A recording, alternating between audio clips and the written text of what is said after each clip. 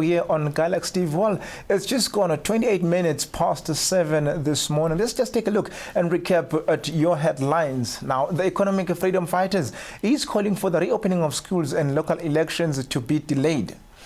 Liquor brand owners continue to lament drastic lockdown measures. And Herman Mashaba lambast SA in regards to details of Cuba's deployment in the country. The EFF leader, Julius Malema, gave the party's first media briefing on Thursday, highlighting the party's concern around how a government was dealing with the pandemic. Malema says, as the EFF, they want the government to delay the opening of schools. Malema says that opening of schools will be gambling with the lives of the children. He also called for the postponement of the local government elections set to take place sometime later this year to 2024, which will be the first time elections are postponed in South Africa. Malema also spoke against the closure of land borders, calling it a waste of time and a way to please whites and Europeans by keeping international flights open. You went to Perry. You ought to explain yourself. I do not go to funerals. Even of my relatives that I know. This morning, I got a call. I lost a cousin of mine. And I said to my aunt, let's give them whatever necessary support we can give from a distance. And they need to understand that we cannot make it. Especially you aunt with underlying. You are not going anywhere. You're going to stay at home until we are sure of the conduct of this killer disease. So please, if there are 20 people at funeral, there are too many. Let it be the wife, the children, and the siblings. And the aunts and uncles can remain at home preparing refreshments. Let's not be contributors, and let's not be treated like we're fools. Every time we're being told by those who think they're better than us, educate them about the kill of this thing. They want to perform rituals. What rituals? We know time and space. We know when to perform rituals. We know when not to perform rituals. We're not fools. Our traditional healers are not fools. They know a killer disease and they know how we conduct ourselves during that type of a situation. Sure. Next one. All right. C.D. Madia from Eyewitness News asks, what is your reaction to Home Affairs saying European Union type of free movement will open floodgates to crime and criminals and illicit trade, and that the Libombo one-stop border post has shown the challenges presented by two jurisdictions and judicial systems because it is not clear whose responsibility crime is. So practically, what can be done to overcome this if borders are opened? Well, then you are saying Africans are criminals. It can't be. It can't be. Africans are not criminals. We want free movement of Africans. There are very few individuals who are criminals in our continent. They must be arrested, they must be isolated, they must be dealt with decisively. We need one Africa, one judicial system, one economic system, one military, one policing system, one legislature, where all of us are held accountable. If we had one continent, we're going to pick up Bushir like we're picking up a chicken from a chicken run from wherever he is. But these useless borders that are overrated make it impossible for us to even go after people we know have committed crimes in our country and have gone to hide in other countries. But free movement, free one judiciary, independent executive, one president of the African Republic will help us to defeat crime. Cars are being stolen in South Africa, shipped into Mozambique. And what is painful is that even when they arrive in Mozambique, they don't change number plate. Nothing changes, nothing. They drive them the way they are. you can't do anything. Even if someone says, I've seen your car in Mozambique, you can't do anything. You have to go through some nonsensical protocols to have access to your car in Mozambique. But one continent, one borderless continent will help to defeat crime in the African continent. Sure, President. Another one? Abongilet Rumako from the SABC asks that, is it really because of COVID-19 that you want to postpone elections, or is it because you want more time to convince voters since you didn't perform well in the last by-elections? Nice question. And then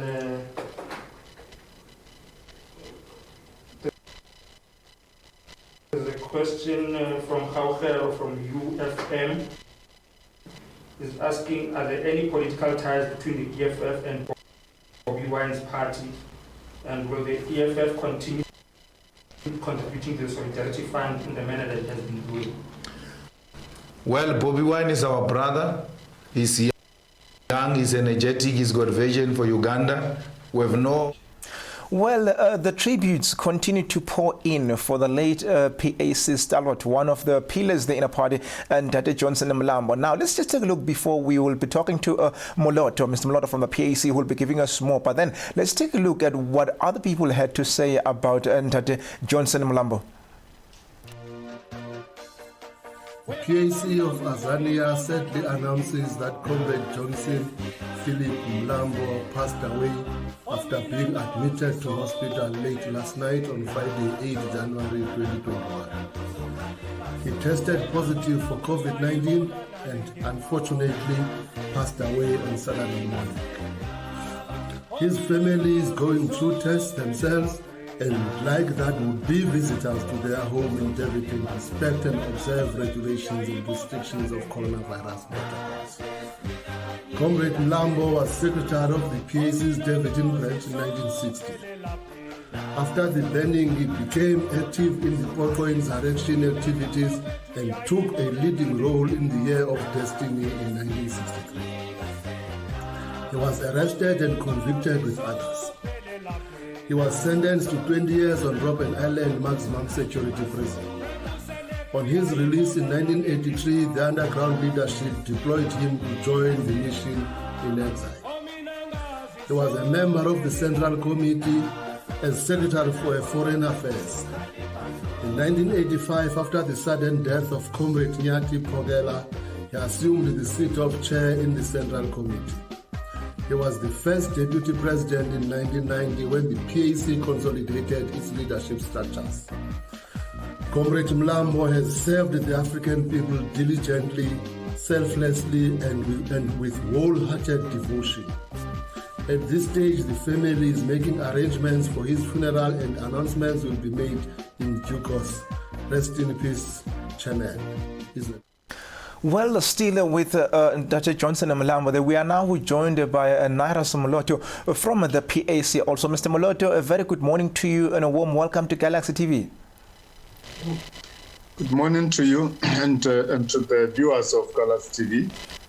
Yeah, well, the sad news on the passing of Dr. Johnson Mlambo, but we all are aware that he is one of the people who have a history that we can talk about, for days. Now, just firstly to look at a few things, that looking at the role that he played during the apartheid era, what can we know that you have for us this morning? Well, Dr. Mlambo was a kid of the PAC to start with. He was held and sentenced to Robben Island at a very young age. And he continued to progress while he was in prison. He graduated, I think he continued to study there. And on his release, he joined the external mission of the PAC at a very difficult time. And shortly thereafter, he found himself succeeding the late chairman of the PAC, Nyati Pukela, who passed on. And now, the Mlambo joined the PAC in the external mission and led it. At a very difficult time, he became the commander-in-chief. He had to reconstruct the PAC, which was in tatters, with a lot of groups everywhere, and brought discipline in his headquarters in Tanzania. And under his leadership, I've also had an opportunity to join the external mission of the PAC during his time as the chairman of the PAC. I had an opportunity to travel with him to a number of countries. Now, I've learned a lot from him, and I've seen the style of his leadership. He was very cool, he was very firm, and he was managed, particularly at this difficult time, and he can be credited for building a military wing of the PAC and driving the home-going program, which was very, very difficult at that time. So he was not just a theoretical man who was talking politics of revolution, of liberation, of struggle, but he participated effectively in that struggle. He was very selfless throughout, despite the fact now, if you want to talk about freedom in this particular country and the contribution to the liberation struggle, you cannot discount or play down the role of Mtate Johnson Mulam. So we pay tribute to him as a selfless, very strong leader, a person who was known to be uncompromising, particularly on the part of liberating our people. Now, there are stories that at some point he was once half buried, and also he was beaten to an extent that his right eye was damaged. If those are true stories, could you help us, maybe give us some insight as to going through such torture? What kept them to be so courageous to continue fighting for the liberty of the country? Yes, that's very correct. While he was held in Robben Island, he was regarded as one of the stubborn prisoner, political prisoner. And as a result, we know that he was buried alive by the prison warders at the Robben Island. And only his head was above the soil. And we are also informed that he was, and he testified to this effect, he was urinated upon his face by the prison warders. So he was deeply persecuted while in prison, while in the island as well. But rather than being discouraged and be heartbroken, he became resolved that there's a need for the liberation, that this kind of tortures, this kind of humiliations have come to their end. Rather than being discouraged after he was released in 20 years, he did not spend time. At that time, it was very clear that given his profile and the way the white regime authorities, particularly those in the prison department knew him, he was not going to last long without being assassinated. You know that while we are talking about these survivors and these fighters, on the other side, we have had other people who were released and assassinated shortly thereafter. An example of that is who was released and he remained around and he lost his life. Now, therefore, Tate Johnson Mulambo was a very resolute man, and he was on the side of his people all the time. And for that reason, his contribution to the cause of the liberation cannot be underplayed. Now, I'm looking at the people who once went to Robben Island, let me say, who served their sentences in Robben Island. The likes of the Judge Moseneke, you have Nelson Mandela, you have Gabi Mahamulade.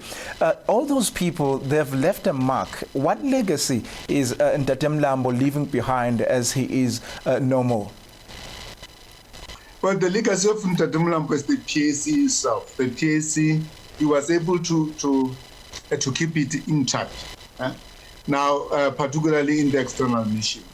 where so many people were in so many countries. Resources were not available. The life of the PAC has always been the difficult one because of its principle and what it stood for. It was not appealing to the funders. It was not appealing to the countries that wanted to prescribe what kind of freedom we must have.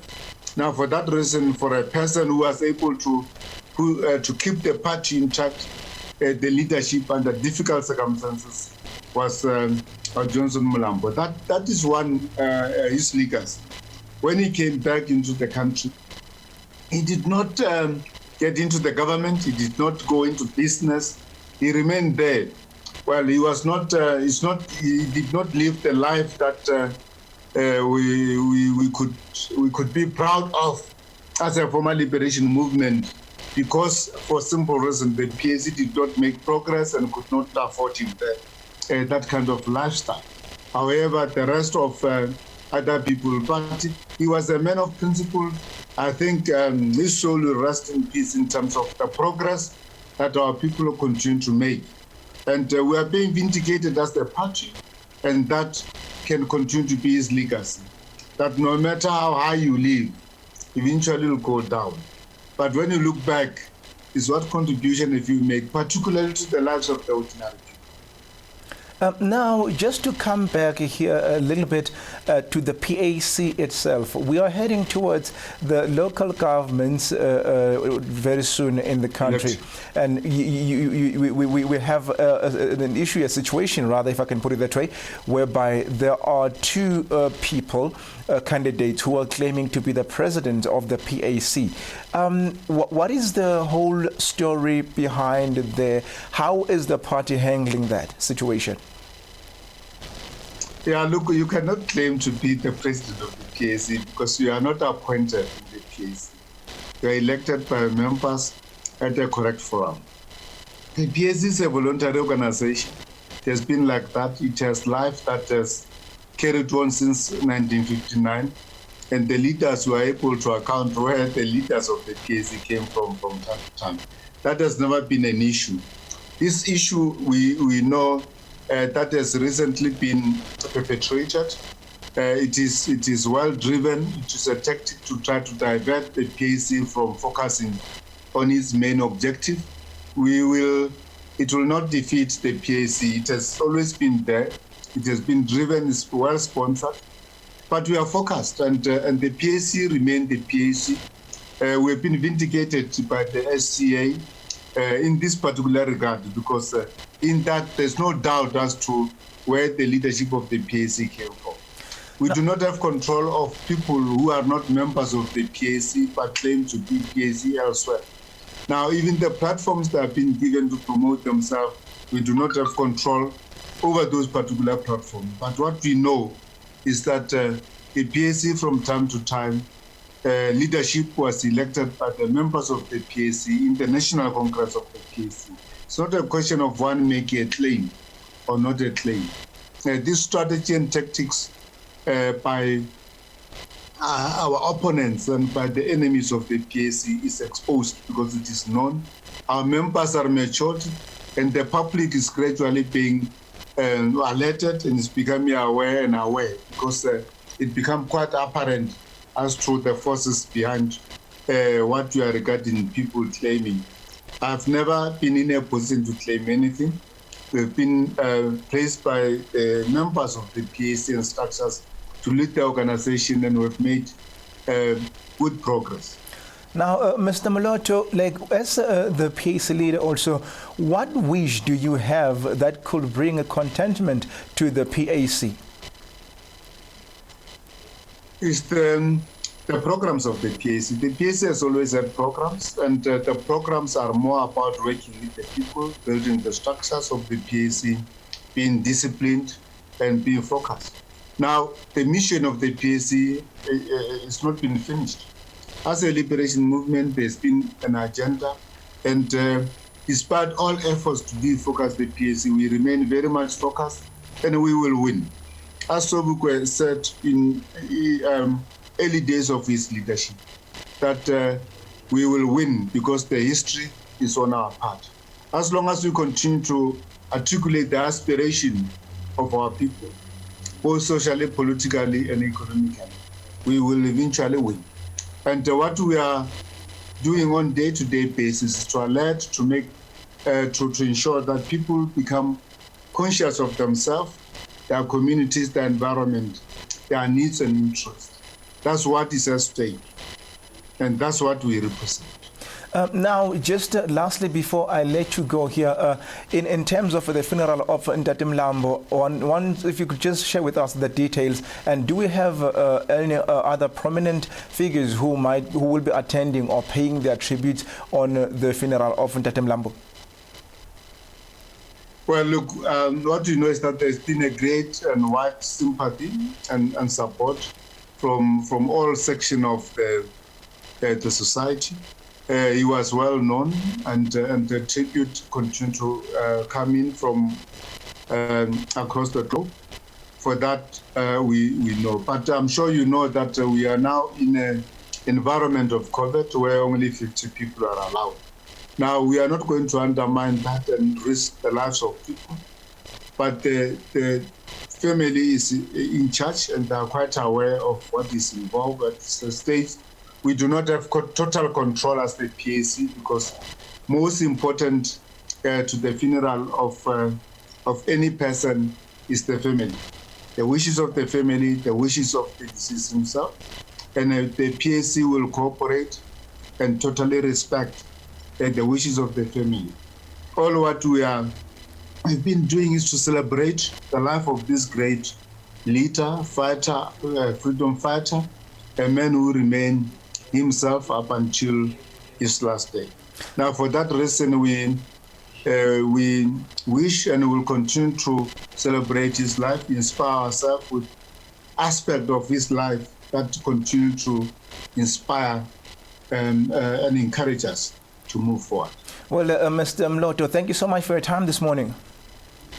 Thank you. I appreciate it. That was the president of the PAC, Mr. N. MOLOTO. They're paying his tribute to the late Ntate Johnson Mlambo. It's time for us to take another quick short break, but after the break, we'll still have more stories for you.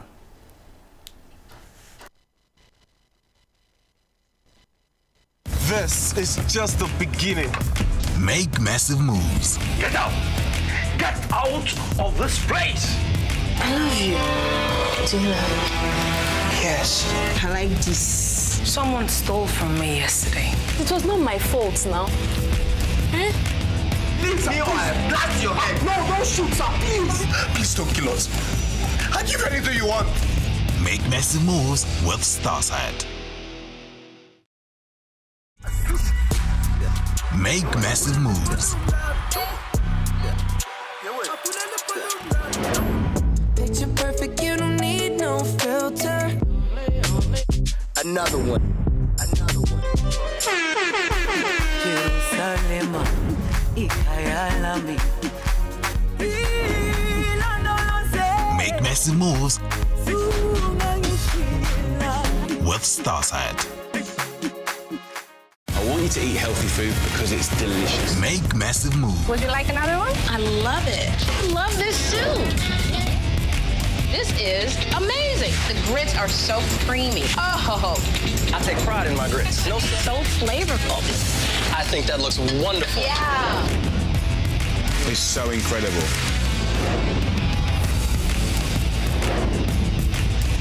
Make massive moves with Starsat. Anger boils over in El Dorado Park. Make massive moves. Corruption allegations have hit too close to the office of the president. America is crying out for leadership. I'm the president and you're fake news. Donald Trump has already started his attacks. It is clear from the development of the disease. But it's still the biggest annual decline in 100 years. Make massive moves with Starsat. Make massive moves. How can you say that? That is what it is. Your mother eloped with someone else. I just think this is such a genius idea. I think it's amazing. I can be happy. It's inside you. It's inside of all of us. It's about cooking smart that are nutritious and delicious. President Trump acknowledging the coronavirus death toll could be significantly higher. We don't want to do this. There is nothing you can take. Make massive moves. I feel confident. I feel like I can take on the world. So you're telling a story through your clothes. Such a professional, you wouldn't even know. Criticism is one of my biggest motivations. Darling, you want to be a model? Like, oh my God. I'm glistening. The fashion industry needs people with beautiful faces. I would pay thousands of dollars for that look. Make massive moves with Starsat. Make massive moves. Isn't that your daughter's bib?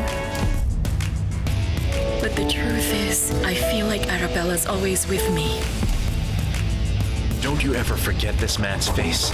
He killed your brother. Don't shoot! Please don't shoot! Don't shoot! Make massive moves with Starsat. Now, the Action SA leader, Herman Mashaba, has questioned the omission of qualified South African doctors' deployment in the country, saying that it doesn't make sense to have Cuban doctors being deployed in the country. Meanwhile, the South African doctors are being overlooked. Should, instead of actually increasing the capacity, build more hospitals, build more training centers. What we did, we focused on changing names of our hospitals and sending our kids to Cuba. Cuba right now, as I speak to you, they don't have some of the critical medication for the last 30, 40 years. Not something they started now with COVID. So I think it's really, for me, it's criminal for us to take our hard-earned taxpayers' money instead of capacitating South Africa to be self-sufficient. We are there to really support Cuba. So this matter has got absolutely nothing to do with the training of our people. I think our government and the politicians can tell us there's something that the eye cannot see, but. Now, moving on to international stories, the incoming president-elect Joe Biden will seek to increase the federal minimum wage to $15 per hour as part of his $1.9 trillion pandemic relief bill, a move that could rather complicate its passage through the closely divided U.S. Senate. During this pandemic, millions of Americans, through no fault of their own, have lost the dignity and respect that comes with a job and a paycheck. Millions of Americans never thought they'd be out of work. Many of them never even envisioned the idea, are facing eviction, waiting for hours in their cars to feed their families as they drive up to a food bank. Millions have kept their jobs but have seen their hours and paychecks reduced, barely hanging on as well. That's happening today in the United States of America. Just as in the midst of the dark winter of this pandemic, as cases, hospitalizations, and deaths spike at record levels, there is real pain overwhelming the real economy. One where people rely on paychecks, not their investments, to pay for their bills and their meals and their children's needs. You won't see this pain if your scorecard is how things are going on Wall Street. But you will see it very clearly if you examine what the twin crises of a pandemic and this sinking economy have laid bare. The growing divide between those few people at the very top who are doing quite well in this economy and the rest. Well, that's how we come to the end of today's show. From me and the team behind the scenes, it's been a great time to be with you the whole of this week. Well, we're going to the weekend now. It is a goodbye from me. Remember to stay safe, stay at home, sanitize, wash your hands, and keep social distancing. Have a good weekend.